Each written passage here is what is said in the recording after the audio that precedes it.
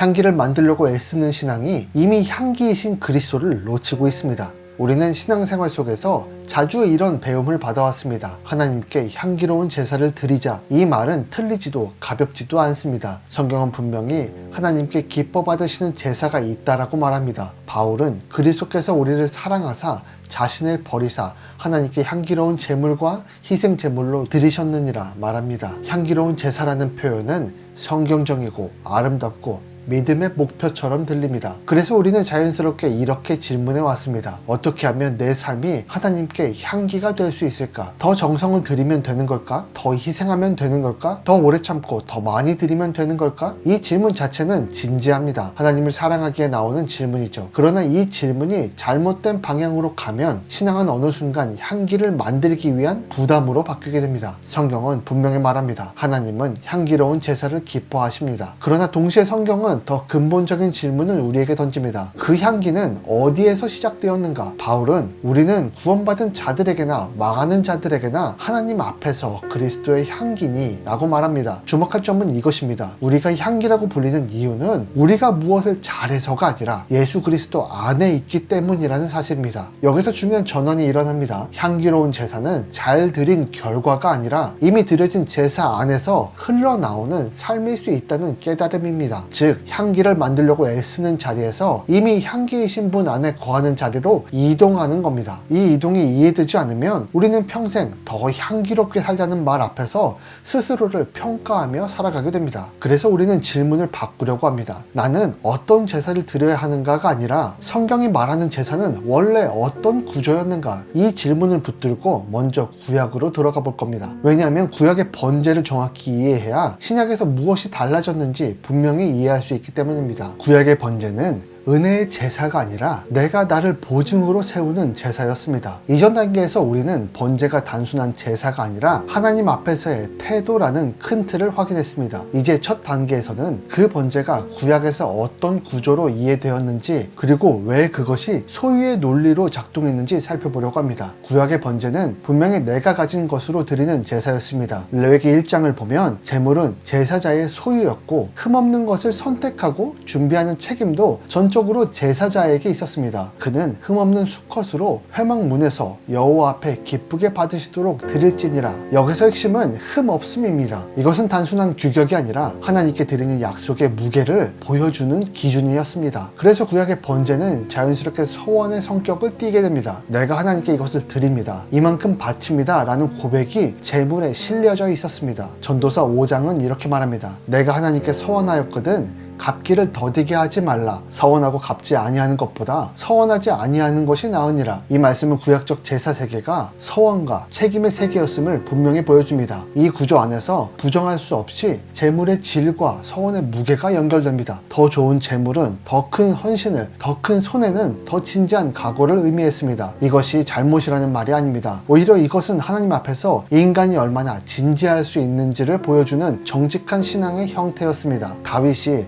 값없이 얻은 것으로 여호와께 번제를 드리지 아니하리라 라고 말한 것도 바로 이러한 맥락입니다. 그러나 바로 여기서 중요한 질문이 생깁니다. 이 구조가 인간을 어디까지 데려갈 수 있는가? 소유로 드리는 서원, 책임으로 감당하는 헌신은 분명 의미가 있지만 동시에 인간의 한계를 그대로 노출합니다. 더 흠없는 재물을 찾을수록 더 무거운 약속을 할수록 우리는 결국 자기 자신을 보증으로 세워야 하기 때문입니다. 구약의 번제는 거룩했습니다. 그러나 그 거룩함은 언제나 인간의 감당 능력과 정면으로 부딪혔습니다. 바로 이 지점에서 신약은 단순한 보완이 아니라 결정적인 단절을 선언하게 됩니다. 신약의 번제는 내가 완성하는 제사가 아니라 이미 완성된 제사 안에 들어가는 것입니다. 앞선 단계에서 우리는 구약의 번제가 내 소유로 드리는 서원이라는 구조 위에 서 있었음을 보았습니다. 이제 두 번째 단계에서는 신약이 그 구조를 어떻게 의도적으로 끊어내는지 그리고 그 단절이 왜 복음의 핵심이 되는지를 살펴보려 합니다. 신약에서 가장 먼저 달라지는 것은 단순합니다. 제물이 더 이상 내 것이 아니라는 사실입니다. 내가 고르고 내가 준비하고 내가 바치는 구조가 사라지는 않는다는 겁니다. 대신 성경은 전혀 다른 문장을 우리 앞에 놓습니다. 그리스도께서 단번에 죄를 위하여 제사를 드리시고, 여기서 제사를 드린 분은 제사자가 아니라 예수 그리스도 자신입니다. 그리고 그 제물도 다른 무엇이 아니라 그분의 몸입니다. 히브리서 10장은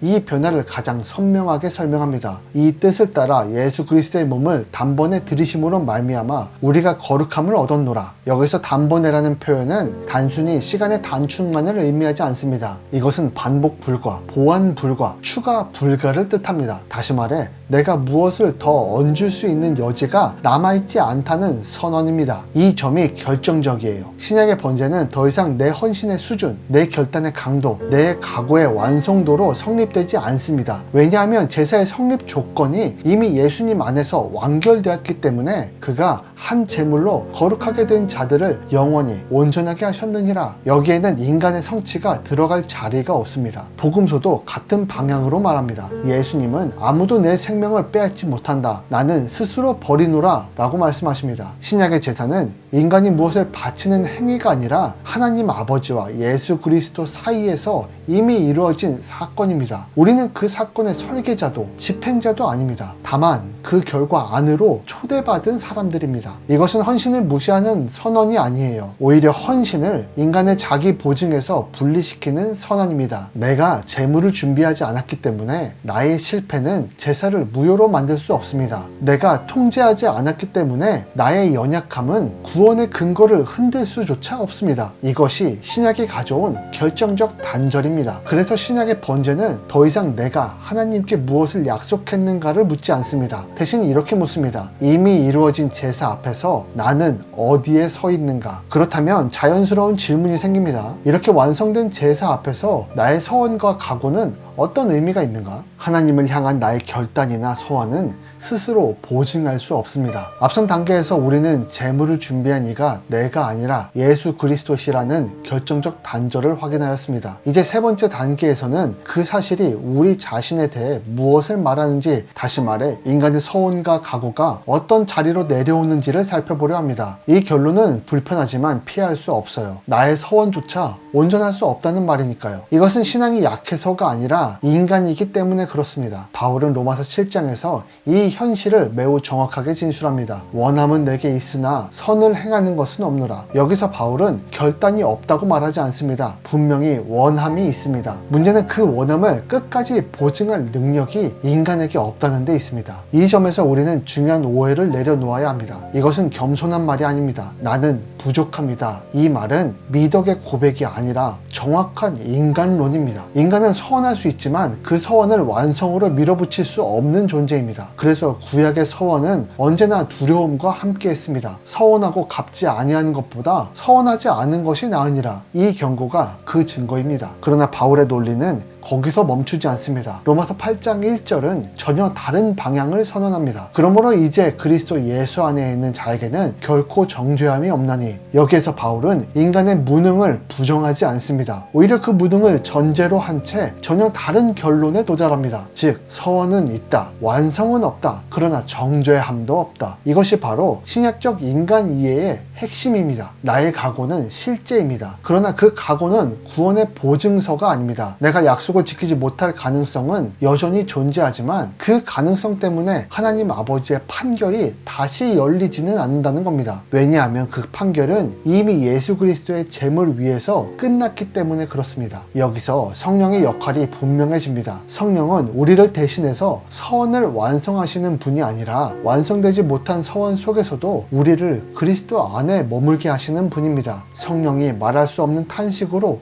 우리를 위하여 친히 간구하시느니라. 이것이 은혜입니다. 은혜는 인간의 결단을 강화하는 도구가 아니라 결단이 무너질 때도 관계를 끊어지지 않게 하는 능력입니다. 그래서 신약의 번제는 인간의 각오를 높이는 방향으로 가지 않습니다. 오히려 각오를 정직한 자리로 되돌려 놓습니다. 나는 약속할 수 있다. 그러나 나는 나 자신을 구원의 담보로 내세울 수가 없다. 이 고백 위에서만 헌신은 공포가 아니라 자유가 됩니다. 그렇다면 신약의 번제는 결국 무엇이라고 불러야 할까요? 각오가 사라진 것도 아니고 각오가 중심도 아닌 이 상태를 뭐라고 불러야 할까요? 은혜가 각오를 낳고 각오는 은혜 안에 머뭅니다. 우리는 이것을 거저 주어진 은혜의 각오라고 부릅니다. 앞선 단계에서 우리는 서원은 했으나 완성은 없고 그러나 정죄도 없는 인간의 자리를 확인했습니다. 이제 네 번째 단계에서는 그렇다면 신약의 번제를 어떤 언어로 정의할 수 있는지, 그리고 그 정의가 왜 복음적으로 정확한지 분명히 하려 합니다. 그 표현이 바로 거저 주어진 은혜의 각오입니다. 이 표현의 핵심은 순서에 있습니다. 각오가 먼저가 아닙니다. 은혜가 먼저 주어졌고 그 은혜 안에서 각오가 가능해졌습니다. 바울은 이 순서를 로마서 12장에서 분명히 말합니다. 그러므로 형제들아, 내가 하나님의 모든 자비하심으로 너희를 권하노니 너희 몸을 하나님이 기뻐하시는 산 제물로 드리라. 여기서 그러므로는 앞선 1장에서 11장의 구원 서술 전체를 가리킵니다. 즉 이미 베풀어진 자비가 있기 때문에 헌신의 요청이 등장하는 겁니다. 신약의 번제는 그래서 이상한 구조를 가집니다. 각오는 분명히 요구되지만 그 각오를 신뢰하지는 않습니다. 나는 결단하지만 그러나 그 결단의 신뢰성은 내 안에 있지 않다는 겁니다. 내가 끝까지 하겠습니다 라고 말할 수 없기 때문에 대신 이렇게 말할 수 있습니다. 맡깁니다. 이 한 단어가 구약과 신약을 가르는 절대 기준선입니다. 그리스도의 사랑이 우리를 강권하시는도다. 여기서 강권은 억지가 아닙니다. 내면에서부터 밀려오는 강력한 동력입니다. 이것이 바로 은혜가 만들어내는 각오이죠. 외부의 명령이 아니라 이미 받은 사랑으로 삶의 방향을 정하는 겁니다. 이 점에서 신약의 번제는 실패 가능성을 포함합니다. 각오는 있으나 그 각오가 흔들릴 수 있음을 압니다. 그러나 그 흔들림이 곧 배신이나 파기로 계산되진 않습니다. 왜냐하면 우리의 헌신은 예수 그리스도의 헌신에 기대어 있기 때문에 그렇습니다. 너희 생명이 그리스도와 함께 하나님 아버지 안에 감추어져 있습니다. 여기서 감추어졌다는 말은 노출되지 않는다는 뜻이 아니라 보존의 주체가 내가 아니라는 말입니다. 그래서 신약적 헌신은 과장되지 않습니다. 전부를 장담하지 않습니다. 오늘 감당할 수 없는 내일을 미리 약속하지 않습니다. 대신 이렇게 고백합니다. 이미 전부를 드린 예수님께 오늘의 날을 내어 맡깁니다. 이것이 거저 주어진 은혜의 각오입니다. 은혜는 헌신을 무력화하지 않고 헌신을 살아가게 만듭니다. 이 각오 안에서는 넘어짐도 배움이 됩니다. 실패도 관계 안에 머물게 되는 겁니다. 성화는 단번에 끝나는 도약이 아니라 은혜가 허락한 만큼 걸어가는 성령의 동행입니다. 이제 마지막 단계를 남겨놨습니다. 이 구조를 신약적 언어로 정리하면 어떻게 될까요? 은혜가 먼저 서 있고 결단은 그 뒤를 따릅니다. 앞선 단계에서 우리는 신약의 번제를 거저 주어진 은혜의 각오로 정의했습니다. 이제 마지막 단계에서는 이 구조가 신약적으로 어떻게 가장 정확하게 설명이 되는지, 그리고 왜 이것이 성화를 왜곡하지 않으면서도 복음의 중심을 지키는 길인지 정리하려 합니다. 성화는 흔히 오해하게 됩니다. 마치 강한 결단에 더 강한 은혜를 더하는 구조처럼 이해되기가 쉽습니다. 그러나 웨슬리 목사님이 말하는 성화의 실제 구조는 전혀 다릅니다. 은혜가 먼저 그 사람에게 서 있고 그 은혜를 감당할 수 있는 만큼만 인간의 응답을 허락합니다. 바울의 언어로 말하면 너희 안에서 행하시는 이는 하나님이시니 자기의 기쁘신 뜻을 위하여 너희에게 소원을 두고 행하게 하시나니, 이런 구조입니다. 여기서 중요한 것은 순서입니다. 소원도 행함도 하나님 아버지의 은혜의 역사 안에서 발생합니다. 인간은 자발적으로 응답하지만 그 자발성은 은혜 밖에서 튀어나오는 것이 아니라는 겁니다. 그래서 성경은 이렇게 말합니다. 서원은 은혜의 조건이 아니라 은혜의 결과다. 이 관점에서 보면 신약의 번제는 성화를 무너뜨리지 않습니다. 오히려 성화를 현실의 자리로 돌려놓습니다. 나는 전부를 드리겠다고 약속하지 않습니다. 왜냐하면 그 약속을 보증할 수 없기 때문입니다. 대신 나는 이미 전부를 드리신 예수 그리스도께 오늘의 날을 맡겨드립니다. 이것이 내가 거룩할 수 있는, 거룩해야 하는 원리입니다. 로마서 8장은 이 상태를 이렇게 말합니다. 하나님의 영으로 인도함을 받은 사람은 곧 하나님의 아들이라. 여기서 인도함을 받는다라는 말은 내가 앞장서서 끌고 가는 것이 아니라 성령의 손에 이끌려서 함께 간다는 겁니다. 성화는 자기 추진력이 아니라 동행의 지속성입니다. 그래서 성화는 인간을 끝까지 은혜 아래에 둡니다. 넘어질 가능성을 삭제하지는 않지만 그 가능성 위에 정죄를 다시 올려놓지도 않겠다는 겁니다. 훈련은 있지만 공포가 없습니다. 책임은 있지만 구원을 받았는지 걱정할 필요 없습니다. 이것이 가장 복음적인 균형입니다. 이제 전체를 한 문장으로 정리해 보겠습니다. 구약의 번제는 내가 가진 제물로 드리는 서원이었지만 신약의 번제는 내가 준비하지 않은 제물로 가능해진 은혜의 가구입니다. 그래서 나의 헌신은 언제나 불완전하지만 그 헌신이 무너지지 않도록 붙들고 계신 분은 예수님이십니다. 이 고백은 예수님의 십자가를 침해하지 않습니다. 헌신을 무력화하지도 않습니다. 그리고 내가 열심히 살았던 그 최선의 삶을 구원의 보증이 되신 예수 그리스도께서 지키시고 나에게 은혜를 베푸시는 겁니다. 이 은혜 안에 거하셔서 평화를 누리시는 거룩한 구독자님 되시기 바랍니다.